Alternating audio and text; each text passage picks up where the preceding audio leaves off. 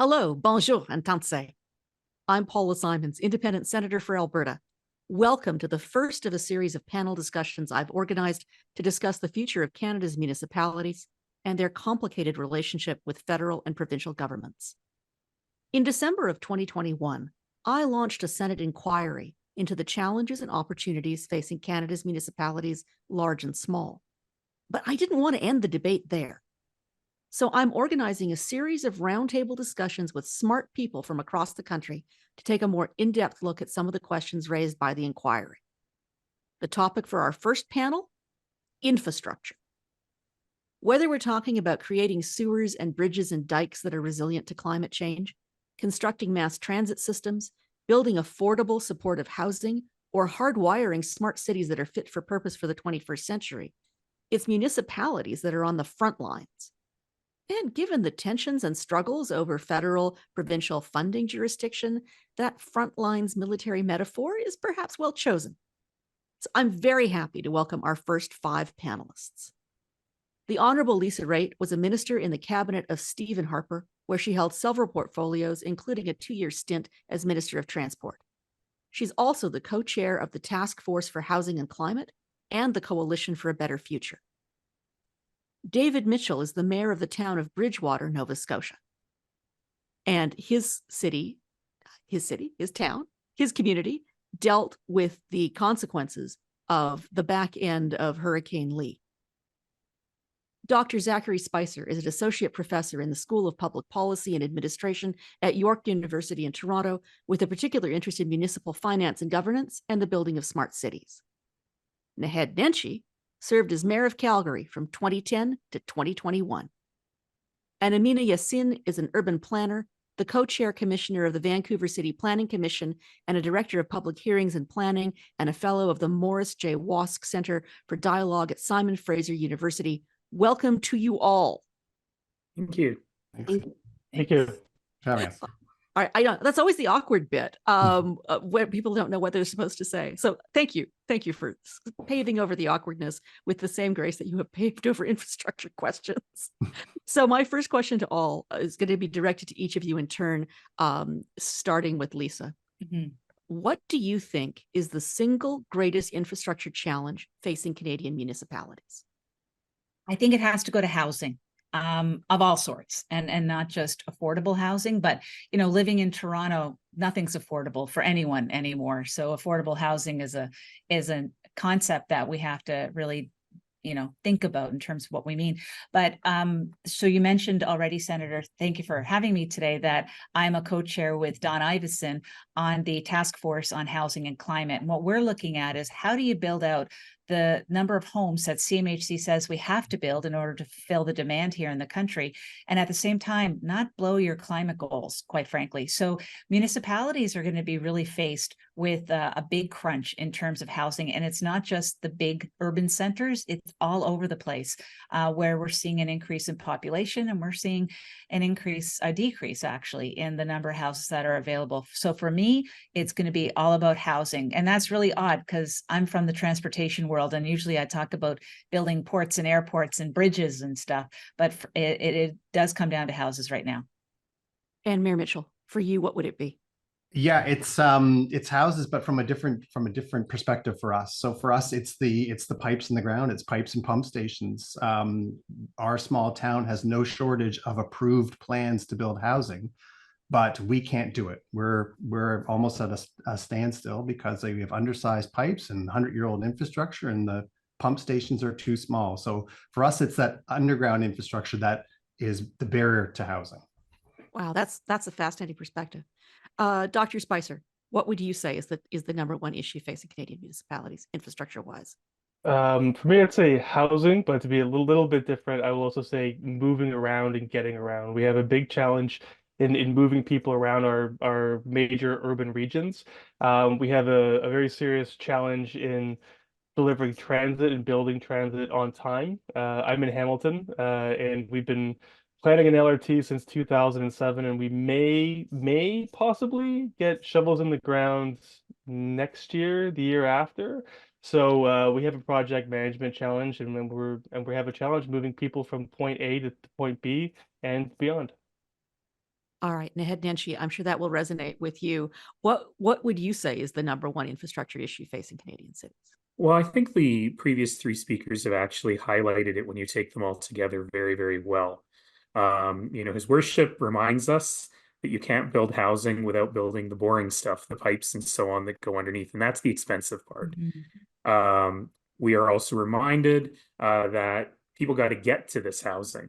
And so, Premier Raitt, oh, sorry, not quite yet, has just highlited. I have dreams. I have dreams. You missed my tweet today. No, I saw it today, hence why I had to say that.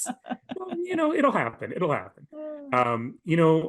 Has very properly highlighted that we have this real interest in increasing supply of housing at the moment, which is critical. However, houses don't just show up on their own, and the concern that I've got is that if we are focused entirely on housing supply, we run the risk of the unintended consequence of building unaffordable, unsustainable, and sprawling housing, which will throw the finances of the municipalities really out of whack. So to answer your question, the one most important thing about infrastructure is just money. Municipalities, as we know, collect 8 or 9 cents of every taxpayer dollar. The rest goes to federal and provincial orders of government. But municipalities look after about 60 to 65% of all infrastructure in the country on that 8 cents. And so we've got to get a better fiscal framework in place, and we have to understand that when you build these new houses, there are enormous community consequences to them. And we'll get into this. But, the Minister of Housing, Minister Fraser, got angry at some lower mainland British Columbia municipalities because they said your development charges are increasing the cost of housing. This was a very foolish thing to say, because if those development charges are not in place, then what ends up happening is the operating cost of the house goes way up, either through property tax or through the utility bills that you pay for things like your water and your wastewater. So you're lying, in effect, by subsidizing the upfront cost of the house, but ensuring the person who buys it can't afford to live in it. And we've got to be very, very transparent about these things. And Amina, that seems like the perfect segue to you. Yeah, absolutely. I agree with everything that was mentioned. There is no challenge that is more pressing in our urban centers and even our towns as the housing crisis is, which of course also depends, as was mentioned, on what can often be overlooked as part of that dilemma, which is municipal infrastructure. To be quite candid, traditional views of infrastructure are completely outdated, as are our municipal fiscal frameworks.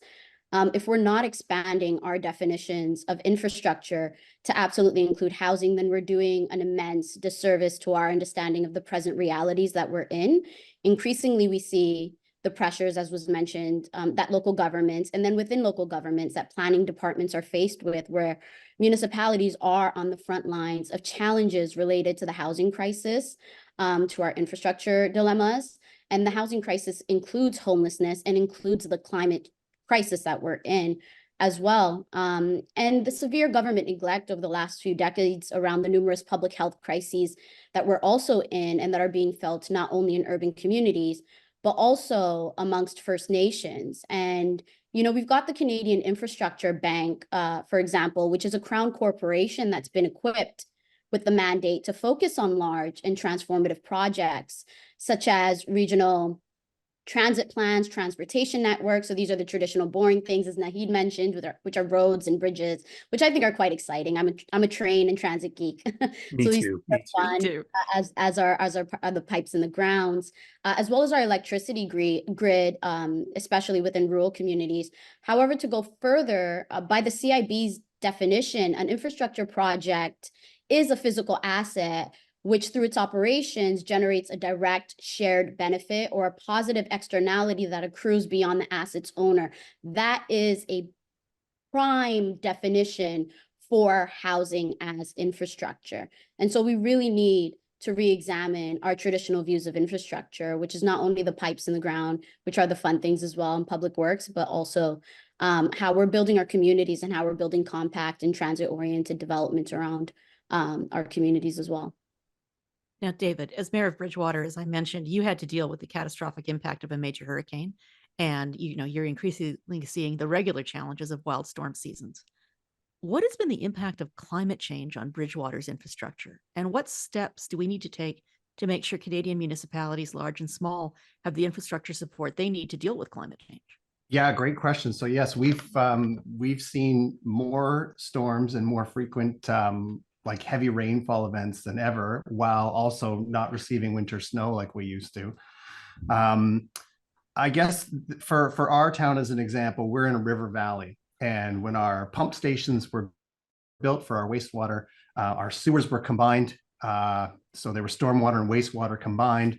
These pump stations were designed to overflow into the river. Obviously, regulations have now changed, and by 2039, we have to stop overflowing in the river. That's a good idea to stop. We should. The problem is that those used to only overflow maybe once a year.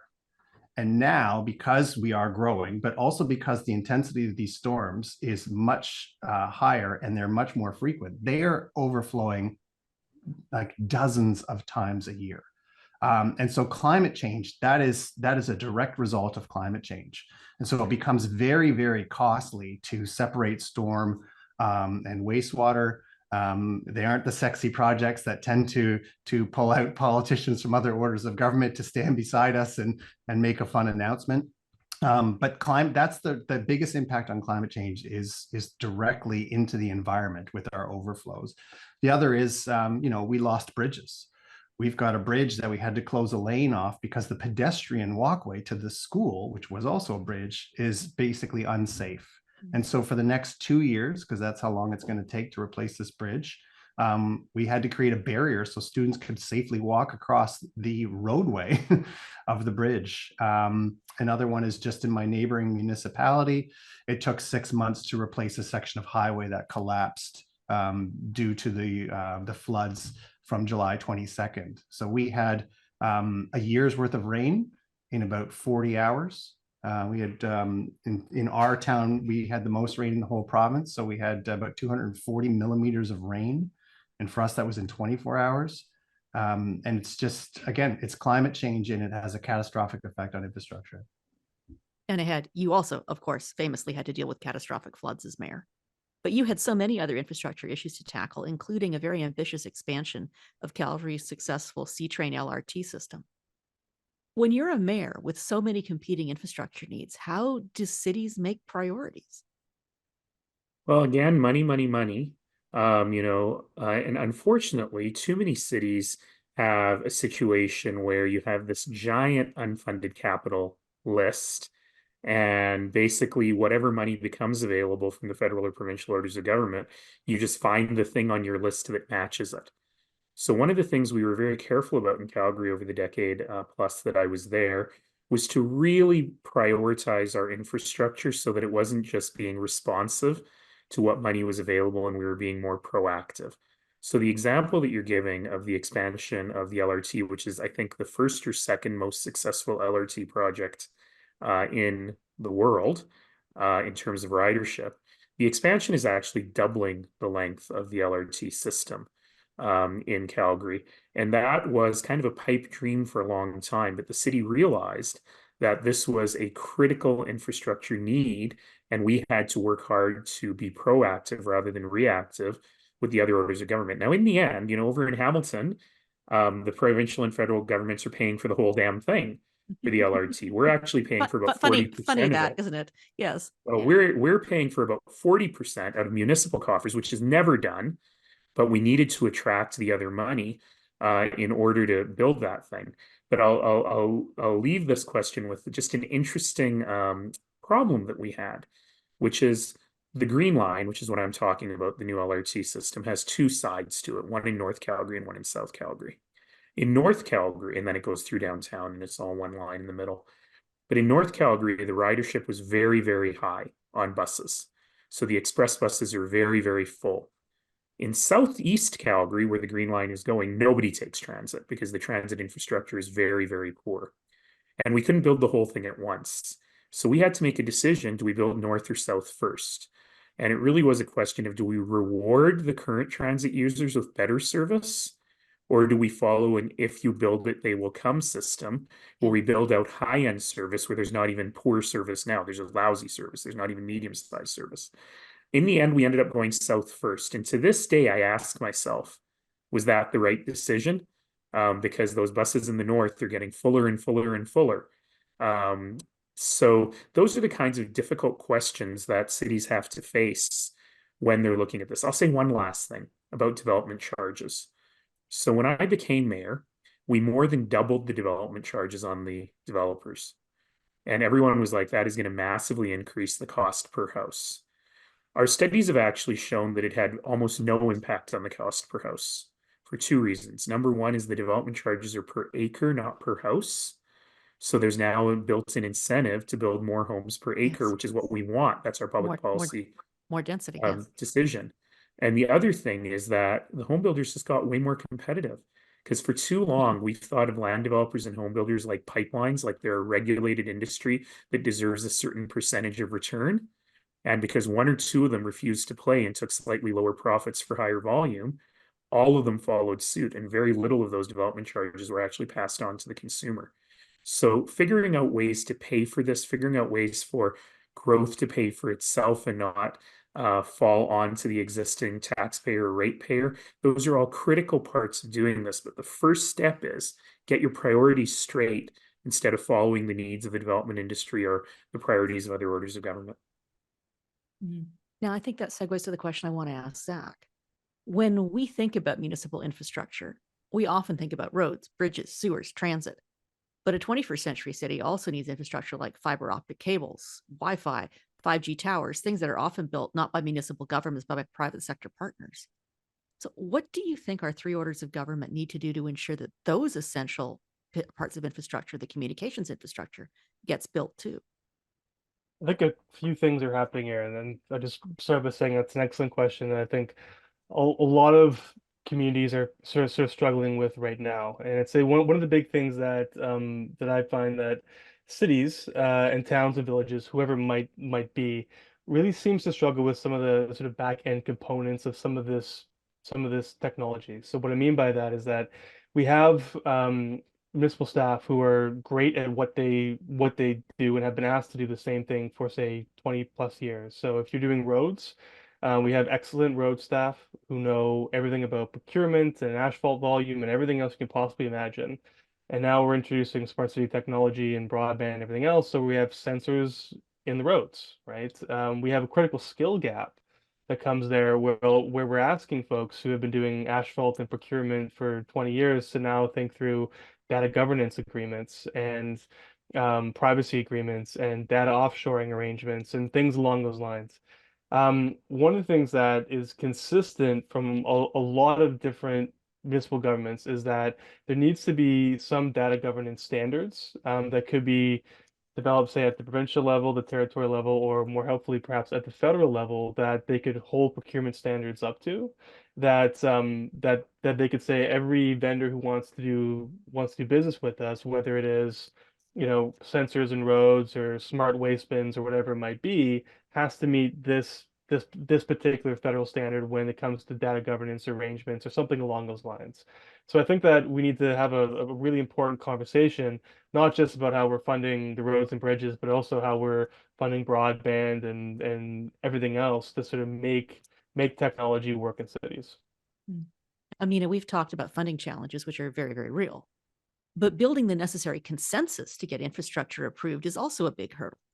In my days when I covered municipal issues as a journalist in Edmonton, I reported on stories of people who were opposed to everything from daycare centers to francophone schools to cell phone towers to hospitals, never mind infill or transit.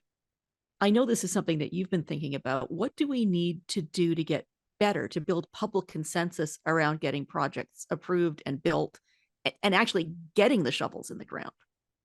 Absolutely. That's an excellent question. One thing that I'll name up front is that I've been finding is that a lot of the dialogue or a lot of the discourse around our public infrastructure and its connection to growth. It's important to name that while we need to make these large investments in municipal infrastructure, and we've needed to make these large investments for quite some time now, it's important that we name the way that public infrastructure discussions and discourse are becoming a coded way, once again, to scapegoat newer immigrants for Canada's homegrown, domestic, and multi-layered crises. including housing, including our public transportation challenges. And what we are seeing more of is coded and refurbished rhetoric that appears to be discussing our public infrastructure's capacity for growth, such as our responsibility and needs, as we've mentioned here, to expand and upgrade our municipal water, sanitation, roads, and transportation, etc. But it's also becoming a form of discriminatory coded language to hide anti-immigrant and even anti-student rhetoric from those who don't want to share space with renters, particularly low-income renters, which many newcomer immigrants are students and are low-income renters. And for those who don't want multifamily developments in their neighborhood, what we need to see more of are scaled up solutions that do make it easier to build and also tackle the climate crisis. As you mentioned, I'm working on public hearing reform work here in British Columbia. And what we know is that public input in the form of public hearings, are required for all development applications that seek amendments to official community plans, which is what we call them here, or to zoning rezonings. And public hearings in British Columbia right now can be waived for rezonings that are consistent with the official community plan. However, many local governments choose to still hold a public hearing. Yes. And they also occur very late in the development approval process and add considerable time. And what we're doing in our work is assessing the significant cost that is added as a result of public hearings. What we do know, and this is not only for housing, it's also for other uses, other land use uses. We've also seen a lot of backlash to childcare developments in certain neighborhoods here in British Columbia, and I'm sure that this has also come to the fore in other communities as well. And what we're seeing is a lack of an understanding that high density development does have significantly reduces GHG emissions and the crisis to the climate crisis that we currently have. We know that the two main contributors of GHG emissions in urban regions are vehicle travel and the heating and cooling of buildings. And what we are studying as part of our public hearing work is not only the financial impacts of public hearings to developing multi-family affordable housing, but also the environmental costs. So again, those impacts on environmental areas include energy. Apartments, multi-family developments use less energy per capita due to their smaller size, shared walls, and efficient layouts. We know that low, medium, and high density apartment developments use significantly less land than other forms of ground-oriented development. With regards to water, apartments and multifamily developments use less water per capita than ground-oriented developments as well. And with regards to infrastructure, the compact nature of multifamily developments and apartment developments significantly reduces and can reduce the need for connective infrastructure, including water, road, sewer, and the energy needed to build larger networks. So our work is really tapping into understanding the fact that our understanding of public input at the local government level with regards to public hearings has not been working for anyone. It truly has not been meeting its democratic goals. And so what we've been doing is reviewing upstream processes that are tied to the official community plan. So long-range plans, our vision for our communities, rather than site-specific rezonings, and tying more meaningful public input at the official community plan level through residence assemblies. Now that's a perfect segue to Lisa to take us back to the housing crisis, which is the Yeah. focus of your current work. Yeah. I mean, you have municipalities who are on the front lines of this, but they have political challenges to get the funding.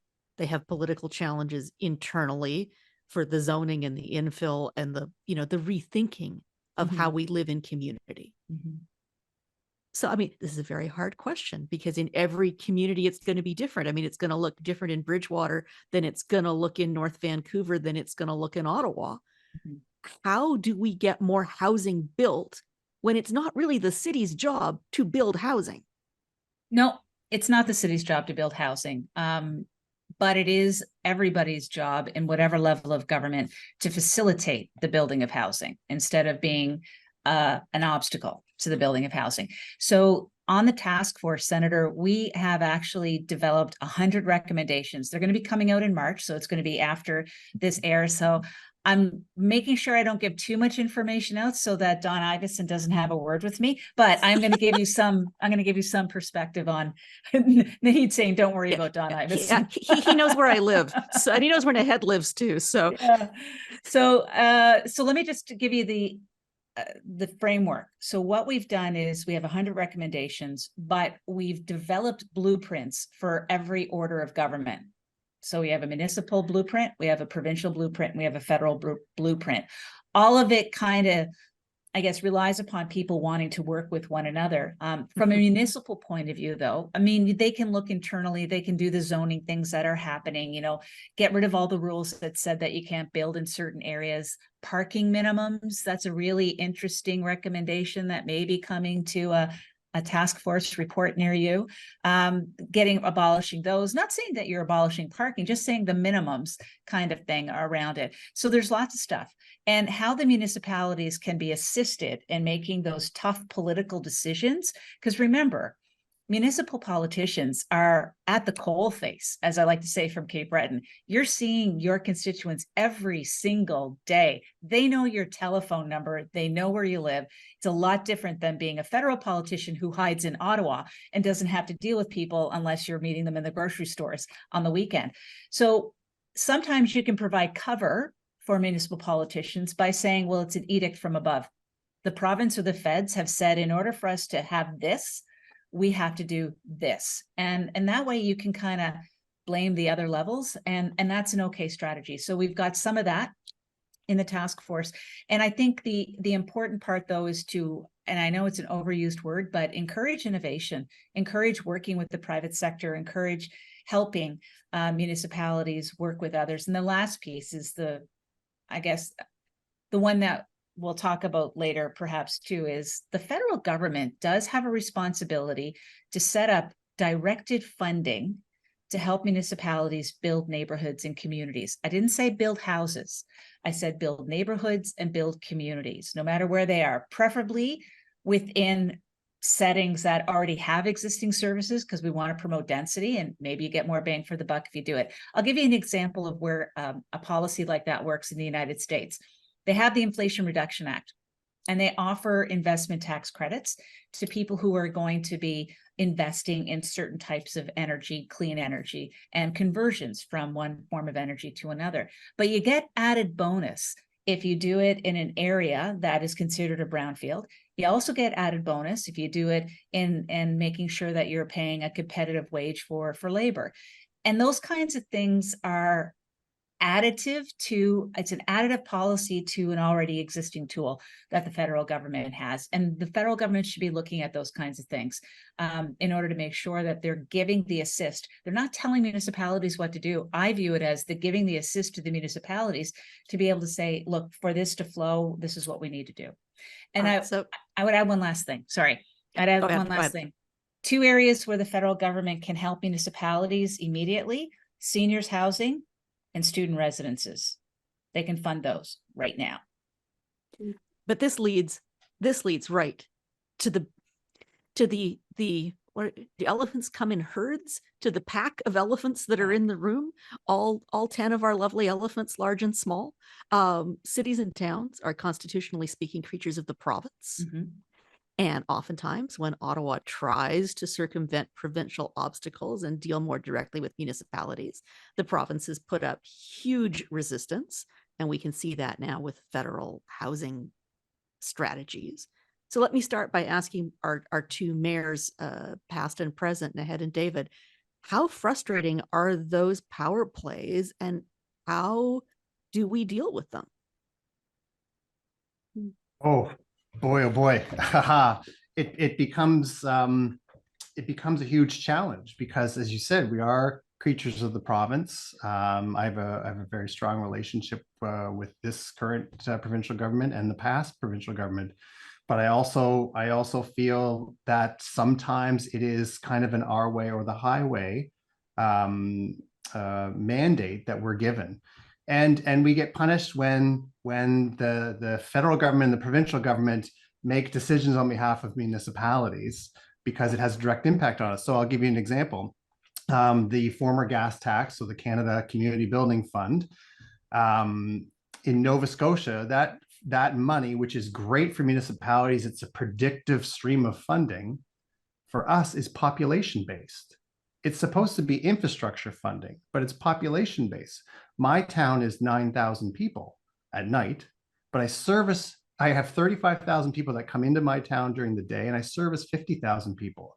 But my gas tax funding is based solely on 9,000 people. I have 90% of the infrastructure on the south shore of Nova Scotia, yet I receive the third smallest amount of funding, because rural communities, God bless them, but rural communities that have high populations and zero infrastructure receive more infrastructure funding. And that ironically sits in reserves for up to 20 years because they have no eligible projects. So that's an agreement that the federal government would have made with the provincial government decades ago. So it has nothing to do with the current government. But it was done without anyone talking to municipalities and saying, listen, when we talk about infrastructure funding, who has the most need? So it becomes a very ineffective and inefficient way to deliver money. And I think the other thing that we forget to look at, and a good friend of mine, former Toronto Mayor David Miller, said it the other day when I saw him, is that economic activity generated by municipality is a cost center to that municipality. We have to service it. We have to plow the roads, pave the roads, deliver water, deliver wastewater. But it's a revenue source for provincial and federal governments, because municipalities we don't retain any of the income tax or that's generated. We don't get any of the sales tax that's generated. We get property tax, which in our case barely covers, current day. And when I look ahead at the $80 million of infrastructure that I have to do in the next 10 years, our taxes are going to go like this unless we have some funding assistance. So going back to what was said earlier, we get 8 or 9 cents on every tax dollar. There needs to be a recognition that we're the ones that are driving the bus when it comes to creating more opportunities, more housing. That's, we have to be a player in that, not building it, but we create the landscape that facilitates more housing and more commercial and industrial opportunities. That's municipalities that are driving that, but we don't get the same benefit that the other two orders of government do, which means you drive the bus and you have to pay the bus drivers too. Yeah, exactly. Naheed, I'm sure you have a perspective on this question. Yeah, well, what His Worship David is saying is so very true in so many ways. I'll just give you one fast example. Maybe you've heard of this event we have in Calgary. It's called the Calgary Stampede. Yeah, every now and again I hear about it, yes. Any city would kill to have an event like that. Yeah. It costs the city a fortune. Street cleaning, extra police, extra transit, you name it. We don't get anything out of it. There's no sales tax. There's no sales tax in Alberta, so we don't get any money from the tourists. There's no hotel tax that flows to the city in Alberta. And we don't get the income tax from the income. So it's a huge economic driver, but the feds in the province don't pay, well, the province pays a little bit, but the feds don't pay a penny towards that event, and they get massive benefit, but we've got to pay for that on the backs of our property taxpayers. So that's a great example of just the broken system that we have in terms of financing amongst the orders of government. So, Lisa highlighted, she raised a really interesting question, which is this, I call it the great Canadian national sport, which is bickering amongst orders of government or endless buck passing. It's their responsibility, but they have the money with it, and no one ever does anything or never gets anything done. And so Lisa raised an interesting thing where she said, can we actually use the Canadian game to our advantage? And, we've seen a lot of that right now with Minister Fraser, the federal housing minister, kind of pushing municipalities around, which if I were mayor still, I'd be irritated by. Yeah. But it actually did really solve some of these political problems. But here's the issue. The people in Ottawa, with all due respect, bless their hearts, have no idea what it takes to build a house or to zone for a house. Agreed. So a lot of the things that they are pushing for, that they are saying are absolute requirements, are actually kind of dumb. So the issue of rezoning, for example, making sure, this is the big issue they're talking about, making sure that every plot of land can have a 2, a 4, an 8 unit housing development on it. It's helpful, It's actually the least useful in the tool of things that we've got. The minimum parking thing is actually way more useful. Yeah. But because the rezoning can happen anyway, anybody who owns a piece of land by right can ask council for a rezoning. If the rezoning is in the base zone, sorry for getting technical, you just skip one step in the whole process. You probably save a few months. That's helpful. But in a neighborhood probably like the one you live in, Senator, I'm guessing where you live in Edmonton, it's actually not going to happen very much except on the corners and along the main streets because the land values are too high. So no one's going to buy your house, tear it down, build a fourplex, sell those fourplexes for affordable housing and still make a profit. It's just not going to happen. And in places like Calgary, you've already rezoned the corners and the main streets and the areas where the land values to do this makes sense. So yes, the federal government can help in pushing this stuff, but they actually have to know what they're doing. Right. And, in this case, the housing, I'll just be very political if I may. The Please. Liberal government has been pushed to this because the Conservative opposition has pushed it so hard. But both the opposition, and I'm looking at you, Lisa, because I know you and Don are way smarter than this, and I'm looking forward to your recommendations. But the policies of both the opposition and the Liberal government have been led almost entirely by the developers' lobby. And they have a particular point of view, and the federal government does not have the capacity or wherewithal to question the things the lobbies are asking for and to say, well, this one makes sense and this one does not. And so this is where we really get into a very big challenge because the expertise and the responsibility lie at the municipal level, but the funding and the legal authority lies somewhere else. So to your question about the provinces, I often say, coming from a big city, that the provinces are the root of all evil. And if I could have a city-state province, that would be a wonderful thing. And I hope, Senator, you will help me in passing the Sovereign Calgary within a United Alberta Act as we think about our ability to actually get stuff done. Right now in Alberta, just before Christmas, the provincial government asked every municipality to give them a list of every single deal they have with the federal government. Every single one, how much money they got for the Canada Day hot dog picnic, how much That's money right. they got for the curling rink roof. My favorite one is every single deal in every neighborhood where a Canada Post mailbox sits on public land and what the feds pay for that. And they gave us 1 month. I still say us, I'm still in it. But they gave the municipalities 1 month to give them that list. And the reason they did this is because when Minister Fraser started doing his work, the premiers got together and they passed sort of a performative thing that said, federal government should stay away from municipalities. But they weren't planning on doing anything about it because they want the money, right? And they still get to come to the ribbon cutting, so they still get to get credit. But our premier, bless her heart, was at this meeting and actually thought they were serious about it. And she met the premier of Quebec who said, well, we don't allow That's right. our municipalities make these rules. So our premier, being our premier in all her wonderful attributes, sometimes sees something shiny and gets very excited. So she's now decided she wants that law in Alberta, not having any idea what a disaster that law has been for Quebec municipalities.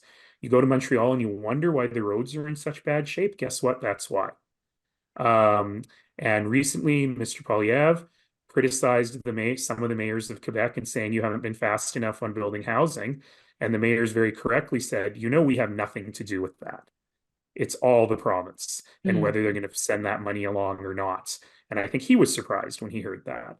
So getting these things right is critical. And the provinces just get in the way. Can I tell one more quick story, Paula? One more, and then, but Lisa is dying to jump in, and I am dying to let her. So, okay. Let me jump in with one more. So there was a program around COVID called the and this goes directly to what the mayor was saying. There was a program around COVID called the Rapid Housing Initiative. And the idea was get houses built fast from the federal government. I'm going to tell you the history of the Rapid Housing Initiative. So the aforementioned Mayor Iveson and I realized that Calgary and Edmonton were in a very unique position at the beginning of the pandemic, in that we had overbuilt our hotel sector. And the hotels, of course, had no business. So we had a very rare moment where there was a window of opportunity where we could purchase a bunch of hotels and nearly finished condos for the purpose of affordable housing. It was really only true in Calgary and Edmonton, but it meant that for a relatively small investment, we would be able to put a whole bunch of affordable housing in place. And the pitch that I used was that the Prime Minister could go to the UN General Assembly next year and say, we have actually solved homelessness in our third and fourth largest cities for an investment of about $500 million, about $250 million each, which is very low. You know, the Honest Ed's development in Toronto was $200 million of housing, affordable housing, just for that one development. But we needed two things. We needed the federal government to agree with us, and we needed the provincial government to agree to throw in a little bit of money for operating costs for wraparound services for vulnerable people moving into this housing. It was a win-win-win-win-win. We couldn't get it done. We couldn't get it done with the provinces because they just didn't want to put any money in. But the interesting question here is what happened then with the federal government? They loved the idea, but they had to be fair. They're a national government. They couldn't have a program just for Calgary and Edmonton. Never mind that they have programs just for Quebec and Toronto and, you know, places where people vote for them all the time, right? But they couldn't do a program just for Edmonton, Calgary. So they decided to make it nationwide. And to the mayor's point, the first half of it was all based on population, which meant Toronto, Montreal, and Vancouver got the vast majority of the money and couldn't really use it for anything because of the inflated housing prices in two of those three cities and the provincial problem in the third city. They decided then that the second half of the money would be competition based. And the idea was great programs from Calgary and Edmonton would be able to float to the top and get all this money, and we'd be able to achieve our goals. So not one project from Calgary or Edmonton actually won the competition phase, not one. And when we asked why, the answer we were given was that CMHC, Canada Mortgage and Housing Corp, which has been tasked to be the federal government's housing agency but doesn't know how to be a housing agency, rejected every one of the Calgary and Edmonton proposals because they didn't require ongoing government funding. Because they were all mixed market models where the people who paid higher rents would subsidize the people who paid lower rent. And in CMHC's mind, the bureaucrats at CMHC couldn't figure out how that worked. So they only approved projects that required permanent ongoing government funding, which our provincial government was not allowed to give. So that's a great example of how the bureaucracy breaks when the people who actually know what they're doing are not the ones who have the money or the decision-making authority. Yeah. All right. So Lisa, you have been at the opposite end of the pipeline, the cabinet minister trying to get the money to municipalities. Yeah. So in light of the stories we've just heard from our two mayoral folk, and with the benefit of distance and hindsight, how do you think the federal government, no matter which party is in power, should do the best job of connecting the funding for infrastructure to the municipalities that actually need it and can use it? Yeah. So the way that we did it in 2008 and 2009 was we partnered with the provinces and came up with lists of projects. And oddly enough, it worked because we had an external force. And I guess that's the point of it. You need to have an external force kind of driving you in the direction of doing extraordinary things. And I can't imagine any more external force than 5.8 million homes that need to be built by 2030. I mean, that is an immense number. So presumably you can get some agreement with the provinces, but say you can't. The workarounds are things like the Knowledge Infrastructure Fund, which allowed us to fund universities within provinces and municipalities and not get into the problem of having to have it be a transfer to the province. And the gas tax was another way of doing it as well, that you were able to deliver that. So those were two innovative ways the federal government could figure out how to do it. I think the federal government has a few more levers. I mean, they have a lot of surplus land that they can take a look at, whether or not they want to donate that to municipalities. That is always a possibility. But if you set up a specific fund and you make an application-based fund, like, you know, the mayor said, the former mayor, sorry, Nad, if you make it an application-based, then the province, you know, it's a general application and it's a little bit easier. But one final thing that I'd like to point out, since we're kind of talking about what really matters, which is what are the real irritants to this stuff not getting done. I think one of the big things that boggles my mind is how rigid funding cycles can really mess up a project actually getting done. Yeah.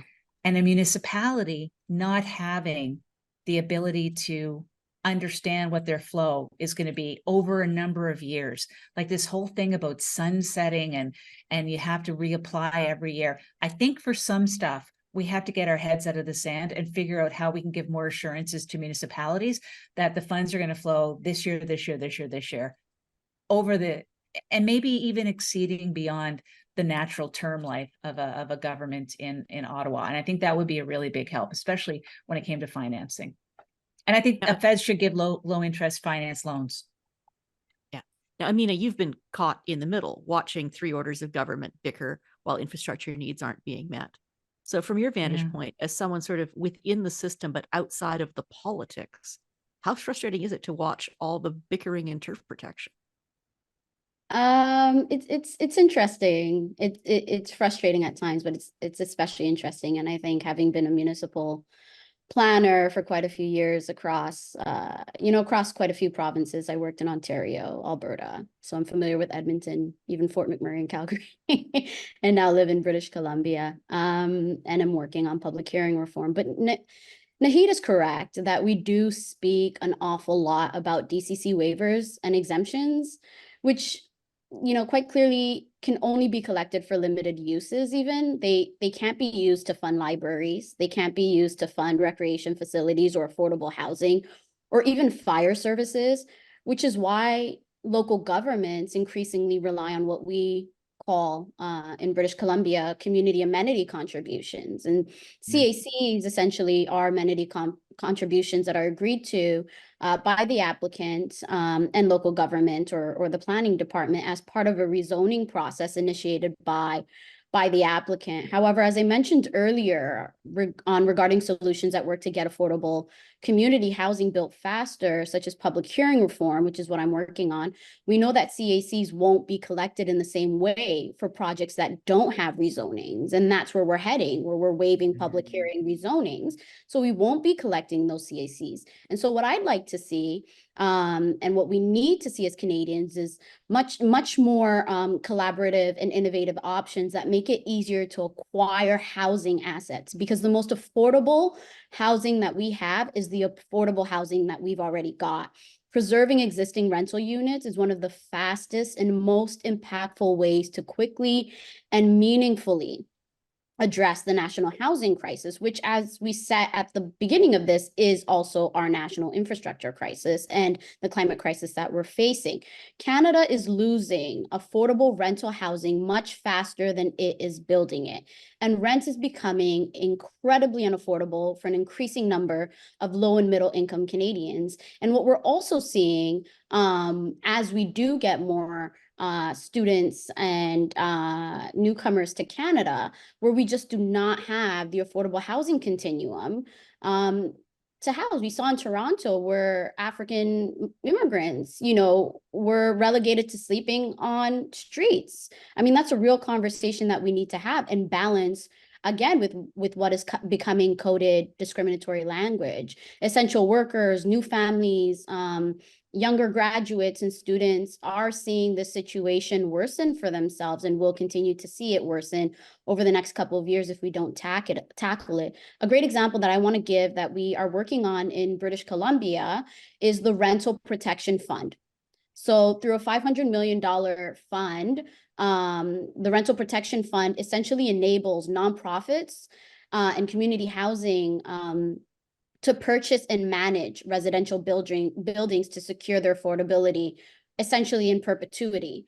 There's a lot of conversation that we've been having in Canada about community land trusts, and I'll just shout out an organization that I'm a part of, which is the Canadian Network of Community Land Trusts. And this is about working to acquire and again ensure that the housing that we already have is maintained in a community land trust and considered as and maintained as affordable in perpetuity.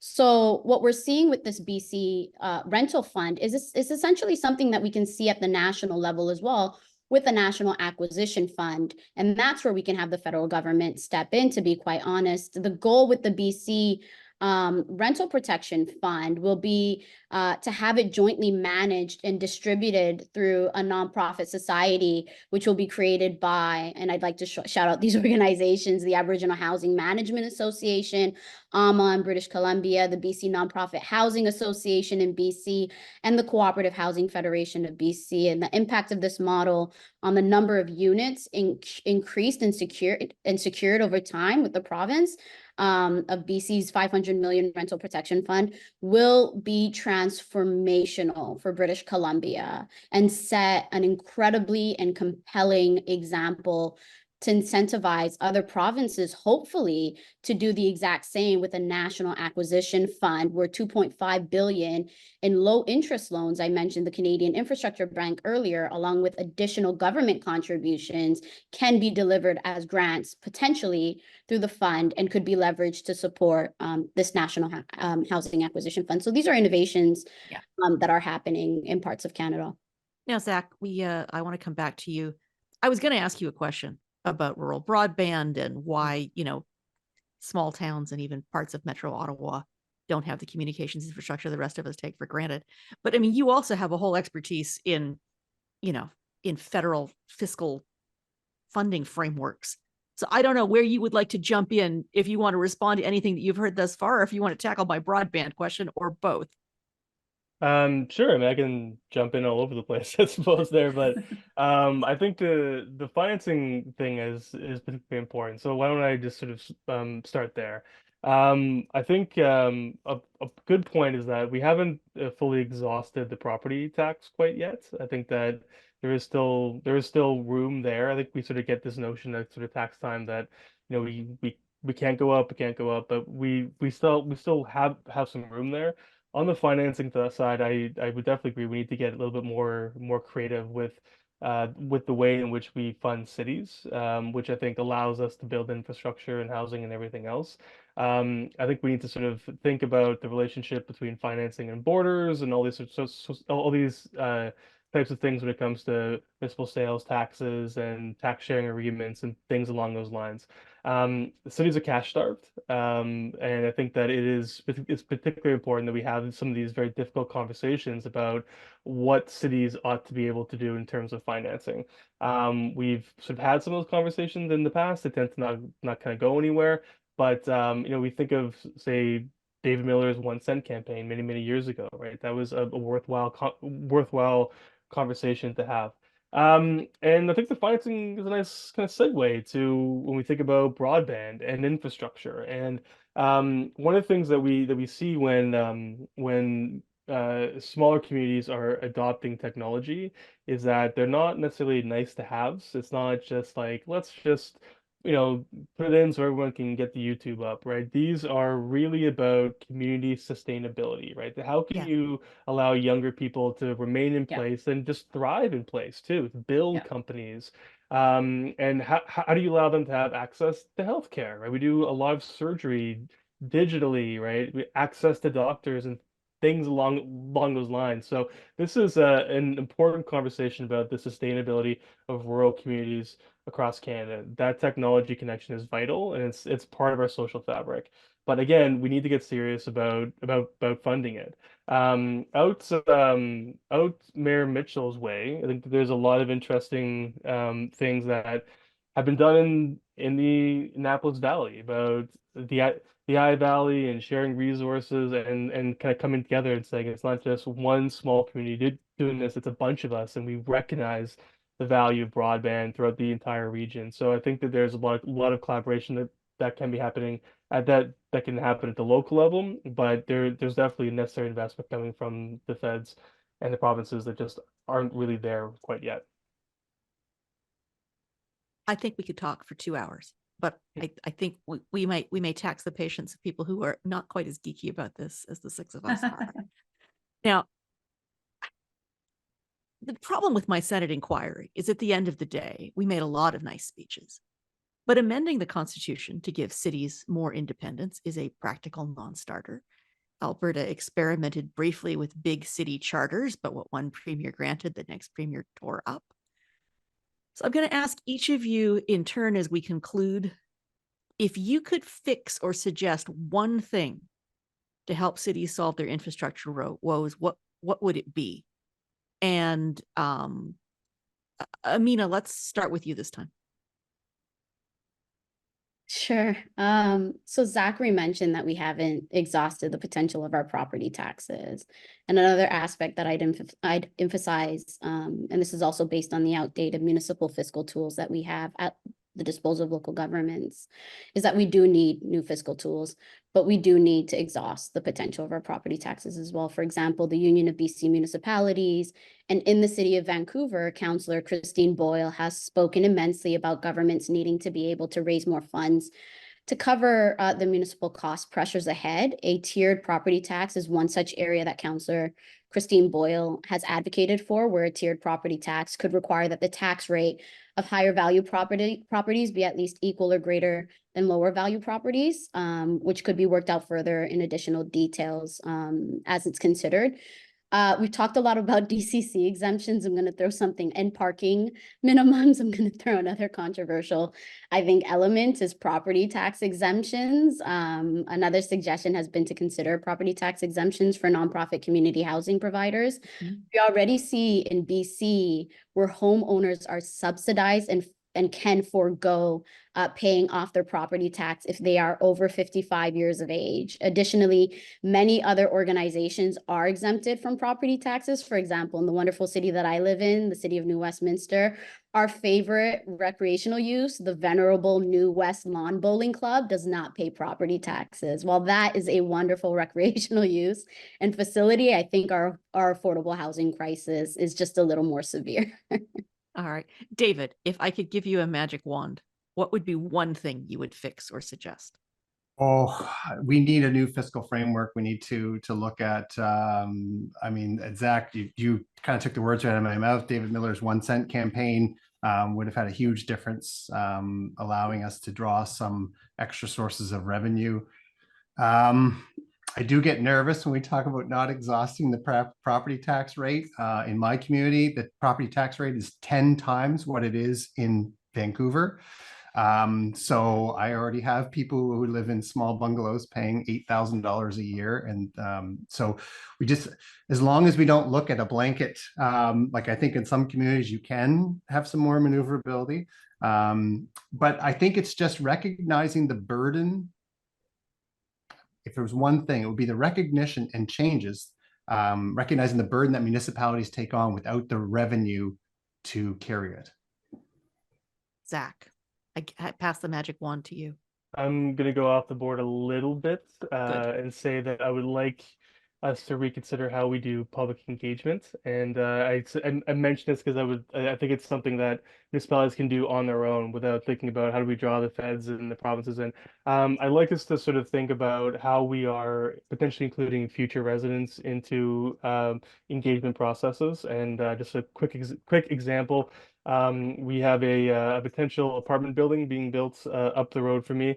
We're in a neighborhood here of single family homes. As you can imagine, the engagement session was homeowners coming out and saying that this is too high, shadows, parking, Yeah. all the Yep, usual. Yep. We're looking at 300 units of housing. And I was thinking to myself, how different would this be if there's 300 voices here saying, I really need an affordable place for myself and my kids to live in? We don't plan for those people, so we privilege and prioritize the voices of current residents, which prevents us from doing a lot of interesting and cool things. I like us to really think about how we are triaging voices, and how we are really trying to get at the voices of people who are deeply affected by things like the housing crisis and lack of transit and everything else. So let's figure out a way to flip the script a bit, and municipalities can fully do that on their own. All right. Lisa Raitt, if I give the magic wand to you, what would you do? This is going to sound weird. Take the partisanship out.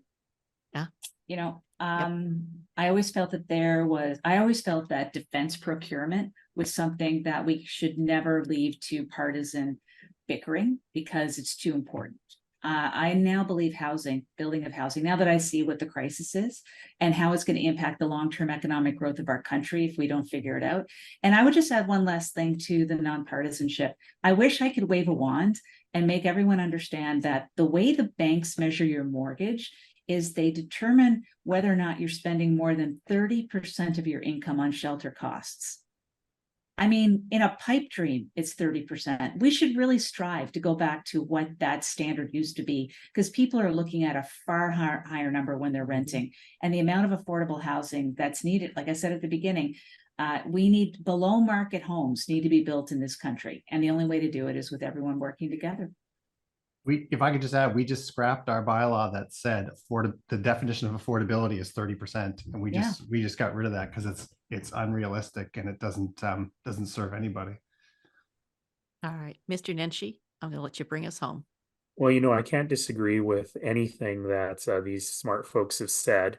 All of this stuff really matters, but I'm going to bring it right back to where we started, to this question of money. And so if I had a magic wand, I would love a new fiscal framework. I would love a thought about how development charges really work and how we share the cost of affordable housing among all of society, but also among people who live in those neighborhoods. You know, in Calgary, we're lucky that our development charges do include fire trucks a little bit, and libraries a little bit, and rec centers a little bit. But people need to be able to live in complete communities. And understanding that how we fund a great quality of life and a great neighborhood, not just a dignified place to live, is important. That also means there need to be dedicated flows of fund for infrastructure maintenance, something that we forget about way too much. But our roads, our pipes, our transit vehicles need to be in good repair. These neighborhoods have to be safe. They have to, therefore they need police and fire and all of those important things as well. And if I could wave a magic wand, I'd get rid of the provinces too. Lisa, I'm going to tell you one shocking thing that I don't know if you'll be shocked by, but maybe you will. When you were Minister of Transport in 2008, 2009, there was this wonderful stimulus program because we had the global financial crisis in 2008, and you got that money out and you made deals with the province. Do you know we didn't start spending that money in Calgary until I was mayor in 2010 and 2011? It took that long for the money to flow to municipal projects. Yeah, I agree with you. In 2016, when we had a second stimulus program, just before a 2017 election, I was able to cut the ribbon on 7 new interchanges in Calgary, something like that, because the federal government was able to get the money directly to municipalities, and the provinces needed the money to go, so they didn't get in the way. At least our province didn't. Yeah, I don't disagree. Getting this right is not just about having the money, it's having the money in the right places at the right time so that it can flow. And just to wrap it up, I'll say that, you know, I don't know how we got into this situation in housing, and I don't want me to be the one to slow it down.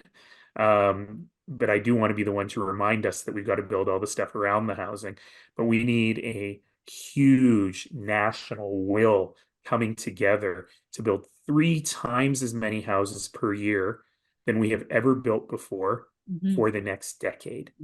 If that is not the number one thing on everyone's mind in this whole country, then we're doing it wrong. I agree. Wow. I am so pleased. I am so thrilled that we were able to kick off the series in this way. You guys have all been absolutely fantastic. Thank you so much for being here. Lisa Raitt, David Mitchell, Naheed Nenshi, Amina, Yasin, and Zac Spicer.